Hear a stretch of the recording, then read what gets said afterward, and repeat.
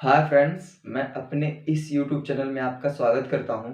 दोस्तों, आज हम बात करेंगे इंडियन पॉलिटी के एक संबंध में राज्यसभा के इम्पोर्टेंट क्वेश्चन। तो देखिए, राज्यसभा के संबंध में बहुत सारे इम्पोर्टेंट क्वेश्चन प्रत्येक एग्जामों में पूछे जाते हैं, चाहे आप एसएससी, बैंक, रेलवे की तैयारी कर रहे हो, यूपीएससी, स्टेट पीसीएस, या फिर आप एसआई दरोगा की तैयारी कर रहे हैं। तो राज्यसभा के संबंध में एक दो क्वेश्चन आपको देखने को मिलते रहते हैं। तो आइए स्टार्ट करते हैं और देखते हैं कि इसके संबंध में क्या क्या इंपॉर्टेंट क्वेश्चन बनते हैं। तो हमारे बीच में पहला क्वेश्चन कह रहा है कि भारत की जो संसद है वो राष्ट्रपति, राज्यसभा तथा लोकसभा से मिलकर बनेगी, ऐसा कौन सा अनुच्छेद कहता है। तो इसका सही जवाब है अनुच्छेद 79। अनुच्छेद 79 कहता है कि भारत में एक संसद होगी जो राष्ट्रपति, लोकसभा तथा राज्यसभा से मिलकर वो बनेगी। नेक्स्ट क्वेश्चन हमारे बीच में कह रहा है कि राज्यसभा की संरचना का वर्णन किस अनुच्छेद में किया गया है। देखिए, जो राज्यसभा है उसका वर्णन, उसकी कंस्ट्रक्शन का वर्णन किस अनुच्छेद में रखा गया है। तो इसका सही जवाब है अनुच्छेद 80। अनुच्छेद 80 यह कहता है कि भारत में एक राज्यसभा होगा जिसकी संरचना ऐसी होगी, उसमें इतने सदस्य शामिल होंगे, इतने सदस्य राष्ट्रपति द्वारा आएंगे, इतने सदस्य राज्यों द्वारा बुलाए जाएंगे। तो इनमें संरचना का वर्णन 80 में किया गया है। नेक्स्ट क्वेश्चन हमारे बीच में है, राज्यसभा कौन सा सदन है। देखिए, कौन सा सदन का मतलब ये कह रहा है, आपसे पूछना चाहता है कि उच्च सदन है कि निम्न सदन है। देखिए, राज्यसभा होता है एक लोकसभा, तो इसमें से कौन सा उच्च है कौन सा निम्न है, तो आपको पता होना चाहिए। जो राज्यसभा है वो उच्च सदन होता है, जबकि लोकसभा निम्न सदन होता है। तो इसके संदर्भ में आपसे एक क्वेश्चन पूछा जा सकता है। नेक्स्ट क्वेश्चन कह रहा है कि मूल संविधान में राज्यसभा में कितने सदस्य निर्धारित किए गए थे। मतलब कह सकते हैं जब मूल संविधान हमारा बना था तो उस समय राज्यसभा में कितने सदस्यों की नियुक्ति करने के लिए कहा गया था। तो देखिए, उस समय की बात करते हैं तो उस समय 250 सदस्यों की नियुक्ति की बात की गई थी। लेकिन अगर हम वर्तमान की बात करते हैं तो वर्तमान में सिर्फ 245 सदस्य ही राज्यसभा में पाए जाते हैं, जिसमें से 12 सदस्य जो होते हैं वो राष्ट्रपति मनोनीत करते हैं। जो विज्ञान, कला, संस्कृत, संगीत के क्षेत्र से जो विशेषज्ञ होते हैं उनको रखा जाता है, जबकि 233 सदस्य जो होते हैं उनको राज्यों से बुलाया जाता है। तो ये कुछ इंपॉर्टेंट क्वेश्चन बनते हैं राज्यसभा के संदर्भ में। नेक्स्ट क्वेश्चन हमारे बीच में है कि राज्यसभा की सदस्यता की न्यूनतम आयु कितनी होती है। मतलब कह सकते हैं कि अगर राज्यसभा का आपका सदस्य बनना है तो आपकी मिनिमम एज कितनी होनी चाहिए। तो मिनिमम एज की बात करते हैं तो मिनिमम एज 30 वर्ष की होनी चाहिए। अगर आप 30 वर्ष के हो चुके हैं तो आप राज्यसभा के सदस्य योग्य हैं, आप राज्यसभा के सदस्य बन सकते हैं। नेक्स्ट क्वेश्चन आपसे बीच में है कि राज्यसभा स्थायी सदन है या अस्थायी सदन है। देखिए, जो सदन है दो प्रकार के, एक तो लोकसभा, एक राज्यसभा। अब इसमें से कौन स्थायी है कौन अस्थायी है, तो इसके संदर्भ में भी आपसे एक क्वेश्चन बनता है। तो देखिए, आपको पता हो जाना चाहिए कि जो राज्यसभा है वो स्थायी सदन है, जबकि जो लोकसभा है वो अस्थायी सदन। अस्थायी सदन का मतलब उसका विघटन हो सकता है, यदि मान लीजिए प्रधानमंत्री की मृत्यु हो जाए या फिर ऐसा कोई प्रॉब्लम आ जाती है तो लोकसभा का विघटन हो सकता है। मतलब वो 5 साल का होता है लेकिन उससे पहले भी वो टूट सकता है। लेकिन जो राज्यसभा होता है उसका विघटन कभी नहीं होता, वो स्थायी सदन होता है और उसमें जो भी बंदे या फिर जो भी लोग कार्य करते हैं वो 6 वर्षों तक कार्य करते हैं और उसमें प्रत्येक 2 वर्ष में 2/3 भाग, यानी 2/3 भाग के जो सदस्य होते हैं उनको रिटायर्ड कर दिया जाता है। तो ये स्थायी सदन है और इसमें 6 वर्ष तक यहाँ पे लोग कार्य करते हैं। नेक्स्ट क्वेश्चन हमारे बीच में है कि राज्यसभा के सभापति एवं उपसभापति का वर्णन किस अनुच्छेद में किया गया है। तो इसका सही जवाब है अनुच्छेद 89।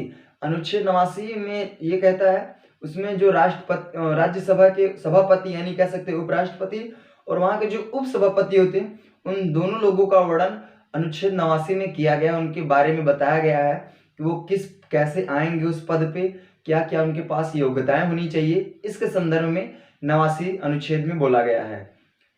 नेक्स्ट क्वेश्चन है हमारे बीच में, राज्यसभा में सभापति किसे बनाया जाता है। देखिए, राज्यसभा में जो सभापति बनाया जाता है वो भारत के उपराष्ट्रपति महोदय, जो उपराष्ट्रपति महोदय होते हैं उनको राज्यसभा का सभापति बनाया जाता है। तो ये आपके बीच में क्वेश्चन आ सकता है। नेक्स्ट क्वेश्चन हमारे बीच में है कि राज्यसभा का गठन कब किया गया था तथा पहली बैठक कब हुई थी। देखिए, गठन की बात करते हैं और बैठक की बात करते हैं। देखिए, गठन की बात करेंगे तो 3 अप्रैल 1952 और पहली बैठक की बात करेंगे तो 13 मई 1952। तो इसके संदर्भ में राज्यसभा से क्वेश्चन पूछे जा सकते हैं। नेक्स्ट क्वेश्चन हमारे बीच में है कि भारत के कितने प्रधानमंत्री ऐसे हैं जो राज्यसभा से चुने गए हैं। तो आपको तो देखिए, जो प्रधानमंत्री पद होता है वो राज्यसभा से भी आ सकते हैं, लोकसभा से भी आ सकते हैं। तो पूछ रहा है आपसे कि ऐसे कितने प्रधानमंत्री हुए जो डायरेक्ट राज्यसभा से ट्रांसफर हुए आए हैं। तो पहला नंबर आए इंदिरा गांधी, दूसरे नंबर पे आए HD देवगौड़ा, तीसरे नंबर पे आए RK गुजराल और चौथे नंबर पे है डॉक्टर मनमोहन सिंह।